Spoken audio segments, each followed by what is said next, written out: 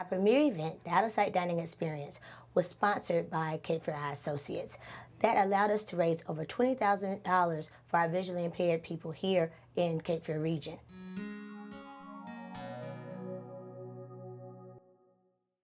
My name is Terry Thomas, Executive Director of the Vision Resource Center.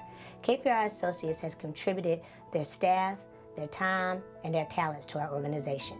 Their staff, Corey Well and Dr. Kompecki, they have become board members of our organization, have taken our youth programming to another level. When we first started the Vision Resource Center with our youth program, all we had was summer camp. So with Corey World and Dr. Kompecki, we have actually taken our youth program to a monthly event where our visually impaired youth, ages 6 to 18, they have monthly activities to socialize and learn independent living. Other activities our youth engage in with the help of Cape Fear Eye Associates are the Fighting Ants Hockey Game Night. Our youth have the first time opportunity, many of them, to participate in a hockey game where they're able to, again, mingle with their friends, enjoy a hockey game, and just have some fun.